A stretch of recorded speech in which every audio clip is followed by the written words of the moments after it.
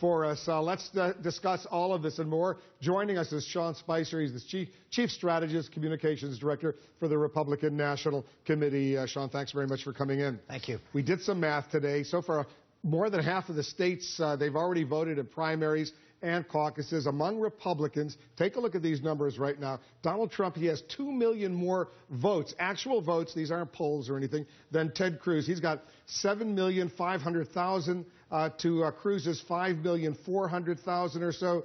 Rubio's got his 3,390,000, but that's right now he's out of the race. Kasich is down at 2,700,000. So you got 2 million more votes for Trump over Cruz. Why isn't the Republican leadership establishment embracing this leader? He's way ahead. Well, because we have a process, and that process is that you have to get 1,237 delegates to become the presumptive nominee, or the nominee, rather. And when that happens, we will embrace that person. We've had 31 of 56 states and territories vote. Just over 1,400 of the delegates have been selected, but we have about 1,000 to go. The process still has a ways to work itself out. And when someone gets to that magic number, whether it's through the process or at the convention, then our job is to then embrace them, but not until that point. The Speaker of the House, you heard of Paul Ryan, he now says a contested convention, an open convention as some are calling it, is more likely. Is it? Well, mathematically, every day that goes by, it becomes a little bit more likely. But we've got, like I said, we've got 1,400 delegates selected, 1,000 to go. We've had 36 of the 56 states and territories go, but there's more people that have an opportunity to have their voice and vote heard, and we're going to continue through that process.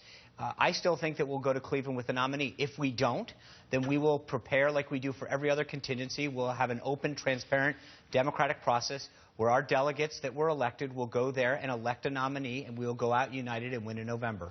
As you know, there are anti-Trump movements underway now to try to stop him, even at this late date, from getting the nomination. And one anti-Trump conservative faith movement meeting behind closed doors here. Anti-Trump establishment Republicans have been meeting, as you know. Where does the RNC stand on these anti-Trump gatherings that seem to be gaining some steam, even though it's very late?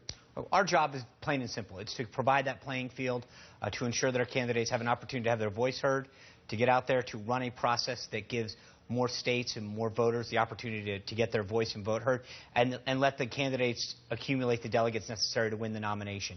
That's it, plain and simple. Candidates have an opportunity to go out there, run the strategy that they want to try to attract more people. Some candidates and organizations run some that are against a particular candidate. Our job is to wait until the voters decide, our Republican voters decide who that nominee will be, embrace them, provide for them the resources and the outreach and the tools that we have been building on the last 40 years, and ensure that they have the capabilities to win. Some of these anti-Trump elements, though, and you've heard this, not giving you any new information, they're even going so far as saying maybe they would support a third party. If it's Trump, let's say, versus Hillary Clinton, they would come up with a third party alternative. Wouldn't that just guarantee Hillary Clinton's election?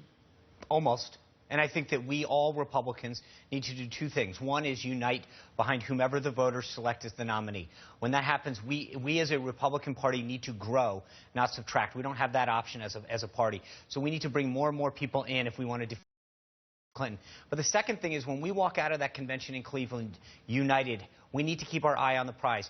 Hillary Clinton would take this country in a very different direction than any of the individuals that are still in the race. We all need to understand that as much as you may like one of those three remaining candidates, the bigger prize is to stop Hillary Clinton from succeeding Barack Obama in the White House.